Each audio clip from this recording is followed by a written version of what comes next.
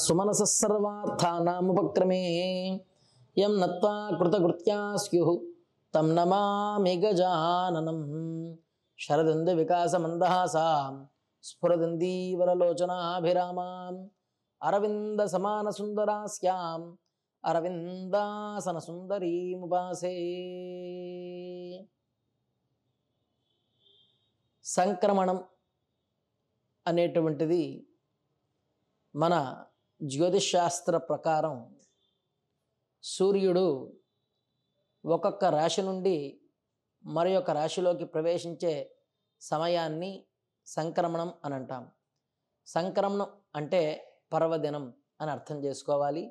మనకి పర్వదినాలు కొన్ని ఉన్నాయి. అటువంటి పర్వదినాలలో ఈ సంక్రమణ కాలాన్ని కూడా పర్వదినం అని చెప్తారు.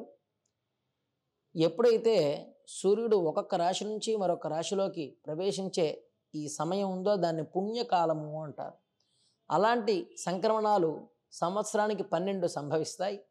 ఆ 12లో కూడా చాలా విశేషమైనటువంటిది, విశిష్టత కలిగినటువంటిది మకర సంక్రమణం. అంటే మకర రాశిలోకి ఆ యొక్క సూర్య భగవానుడు ప్రవేశించే వేళ కనుక దీన్ని మకర సంక్రాంతి అని అంటారు.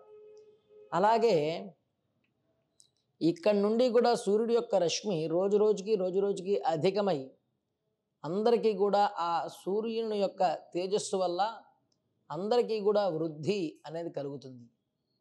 జ్యోతిషశాస్త్రం ప్రకారం ప్రతి సంవత్సరం కూడా మకర సంక్రమణానికి ఒక పురుషుడు ఉంటాడు, అతనికి ఒక వాహనము, అలాగే ఆ సంవత్సరానికి అతనికి ఒక విచిత్రమైనటువంటి వేషధారణ, అలాగే అతను వచ్చేటువంటి గమనం, దాన్ని బట్టి కలిగే శుభాశుభ ఫలితాలని కూడా మనకి పెద్దలు తెలియజేస్తూ ఉంటారు మకర సంక్రమణ పురుష లక్షణం అని. ఆ విధంగా మకర సంక్రాంతి నుండి కూడా ఆ రోజు నుంచి మనకి ఎలా ఉంటుంది, ఆ సంవత్సరం అంతా పాడి పంటలు ఏ విధంగా మనకి లభిస్తాయి అనే విశేషాలు కూడా ఆ రోజున మనం తెలుసుకోవడం జరుగుతూ ఉంటుంది. ముఖ్యంగా సూర్యుడు కర్కాటకం నుండి దక్షిణాభిముఖుడుగా పయనించే సమయాన్ని దక్షిణాయనం అని, అలాగే ఉత్తరాభిముఖుడుగా పయనించేటువంటి సమయాన్ని ఉత్తరాయణం అని మనం చెప్పుకుంటాం. ఈ ఋతుత్రయగామి అని సూర్యుడికి ఒక నామం.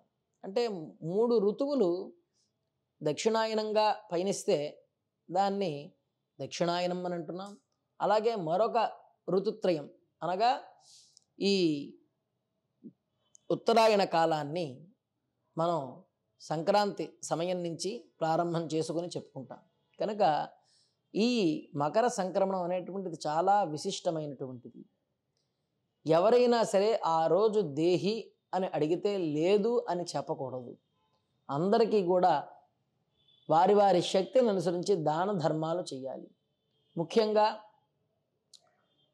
నువ్వులు, అలాగే వారి వారి పెద్దలకి చేసుకునేటువంటి తర్పణాలు కానీ, అలాగే పెద్దల పేర్లు చెప్పుకుని స్వయం పాకాలు చేసుకోవడం కానీ, ముఖ్యంగా ఆ రోజు పెద్దల పేర్లు తలుచుకుని ఆ రోజు చాలా కార్యక్రమాలు ముఖ్యంగా చేసుకుంటూ ఉంటారు. ఆ విధంగా సంక్రమణ కాలం చాలా పుణ్యకాలం.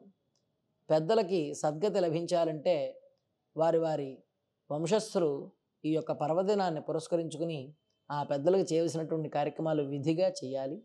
తద్వారా వారికి ఉత్తమ లోకాల ప్రాప్తి, చేసిన వారికి మంచి పుణ్యం కూడా కలుగుతుంది. ఈ మకర సంక్రమణం అనేటువంటిది ఎంత గొప్పది అంటే ఈ సంక్రమణాన్ని పురస్కరించుకుని చేసేటువంటి జపం కానీ, తపస్సు కానీ ఇవన్నీ కూడా విశిష్టమైన ఫలాల్ని కలిగిస్తాయి.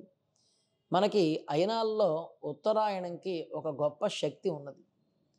ఆ ఉత్తరాయణ కాలాన్ని భగవద్గీతలో శ్రీకృష్ణుడు కూడా చాలా గొప్పది అని చెప్పి తెలియజేశాడు. ఉత్తరాయణ కాలమంతా కూడా పుణ్యాత్ములకి చాలా తపస్సుకు కానీ, అలాగే చేసే దాన ధర్మాలకు కానీ ఒక విశిష్టమైన స్థానాన్ని కూడా కల్పిస్తుంది. ఈ మకర సంక్రాంతి వచ్చిన తోడనే అందరూ కూడా విధిగా ఈ తపస్సుల్ని ప్రారంభించుకోవడం, అలాగే జపతపాది అనుష్ఠానాలని ఉపాసనల్ని హెచ్చుగా మార్చుకోవడం అనేది చేయడం చాలా ముఖ్యం. ఈ సంక్రాంతికి ఒక గొప్ప తేజస్సుని, అలాగే ఒక గొప్ప కార్యక్రమాలకి ప్రారంభానికి నాందిగా అందరూ కూడా భావిస్తూ ఉంటారు. ఈ సంక్రాంతి నాడు పెద్ద పండుగ అని మనం అల్లుళ్ళని కానీ, అలాగే బంధువులను కానీ ఇంటికి ఆహ్వానించడం, అందరితో కూడా ఆనందంగా ఈ కాలాన్ని గడపడం అనేటువంటిది పూర్వం నుంచి వస్తున్నటువంటి సాంప్రదాయం. కనుక ఈ మకర సంక్రాంతిని పురస్కరించుకుని అందరూ కూడా ఆనందంగా ఈ యొక్క కార్యక్రమాలని చేసుకుని విధిగా ముఖ్యంగా చేయవలసినటువంటి దాన ధర్మాలు, అలాగే ఆ మకర సంక్రాంతి సమయంలో జపం చేసుకోవాలి. నారాయణ అనే నామస్మరణ కానీ, అలాగే శివ నామస్మరణం కానీ చేసుకుంటూ ఆ సమయాన్ని గడపాలి. ఎంతసేపు కూడా ఆ సమయాన్ని కనుక వ్యర్థం చేసుకుంటే దానివల్ల కలిగేటువంటి నష్టం మనం ఇంత అని చెప్పలేం. అందుచేత ఆ పుణ్యకాలాన్ని మరింత పుణ్యవంతంగా మార్చుకుని అందరూ కూడా ఆనందమైనటువంటి జీవనాన్ని గడపగలరు అని చెప్పి తెలియజేసుకుంటూ ఉన్నాం. అందరికీ కూడా సంక్రాంతి శుభాకాంక్షలు. శుభం భూయాత్. స్వస్తి.